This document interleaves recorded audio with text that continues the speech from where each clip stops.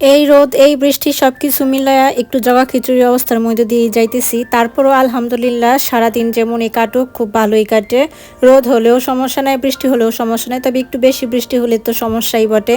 তো আসসালামু আলাইকুম সবাইকে, কেমন আছেন আপনারা সবাই? আমি মারুফা লতিফ আবারও চলে আসলাম আমার আরেকটি ভিডিও নিয়ে। যেহেতু গত কয়েকদিন যাবত অনেক বৃষ্টি হইতেছে, আবার মাঝখানে রোদও উঠতেছে, তো আজকে একটু রোদ উঠছে, এই কারণে আমি চলে আসলাম নিড়ানি নিয়ে। এখন প্রত্যেকটা গাছের গোড়ায় মাটিগুলাকে আলগা করে দিব নিড়ানি দিয়ে। কারণ হইতেছে যখন অনেক বেশি বৃষ্টি হয় মাটি বসে যায়, মাটি ভারী হয়ে যায়, তখন গাছের শ্বাস প্রশ্বাস নিতে অনেক কষ্ট হয়ে যায় বা গাছগুলা কিন্তু সমস্যা হইতে পারে। এই কারণে আমি আজকে এখানে প্রত্যেকটা গাছের গোড়ায় মাটিগুলারে সুন্দর করে নিড়ানি করে দিব, নরম করে দিব।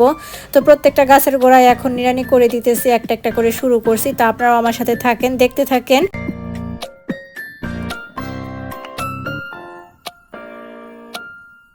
গাছের গোড়ার মাটিগুলো তো নিরাই করে দিবই, কিন্তু তারপরেও যে গাছের গোড়াতে যত ময়লা টলা আছে বা আগাছা আছে এইগুলোও পরিষ্কার করে দিব। এই যে দেখেন আমার দুন্দুল গাছ মাশাআল্লাহ দিলে কিন্তু অনেক বড় হয়ে গেছে, ঝাঁকার উপরে উঠে গেছে, আমার তো খুবই ভালো লাগতেছে। প্রতিদিন খুব সুন্দর করে যত্ন করি। বৃষ্টি হলে তো আর গাছের গোড়ায় আমি কোনো পানি দেই না, বৃষ্টির পানি যথেষ্ট, আমাকে আর আলাদা করে পানি দিতে হয় না। আর প্রতিদিনের যত্ন কিন্তু কমতি নাই।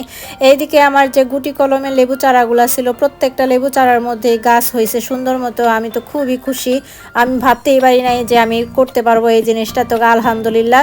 আর আমার এই পেয়ারা গাছটা আমি কাটিং করে দিছি, একেবারে মাথা থেকে ছাঁটাই করে দিছি। তার কারণ হচ্ছে পেয়ারা গাছটা অনেক লম্বা হয়ে গেছিল। আলহামদুলিল্লাহ আমার এই পেয়ারা গাছে কিন্তু এখন কুশিও ছাড়ছে আর অনেক ফলও ধরে। এবার আশা করি আরও বেশি ফল ধরবে।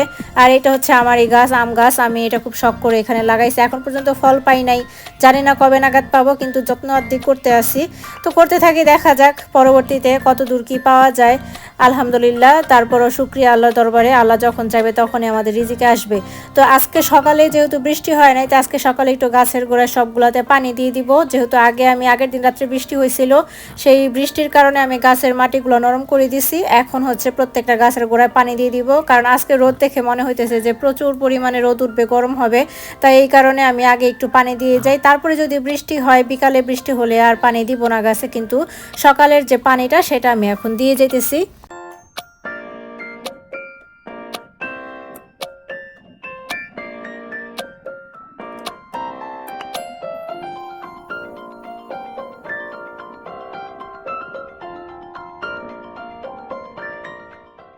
একে একে আমি সবগুলা গাছের গোড়ায় কিন্তু পানি দিয়ে দিলাম, পর্যাপ্ত পরিমাণে পানি দিলাম।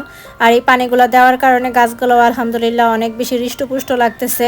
ভাবতেছি যদি বৃষ্টিটা কমে যায় তাহলে আমি গাছের গোড়ায় সার দেওয়ার চেষ্টা করব। অনেকদিন হয়েছে আমি জৈব সারই দেই, রাসায়নিক সার এখন পর্যন্ত দেই নাই। অল্প পরিমাণে হলেও রাসায়নিক সার কিছুটা দিতে হবে। আলহামদুলিল্লাহ আস্তে আস্তে সব গাছের গোড়ায় কিন্তু আমি পানি দেওয়া শেষ করলাম। আজকের মতো এখানে বিদায় নিচ্ছি, আল্লাহ হাফেজ।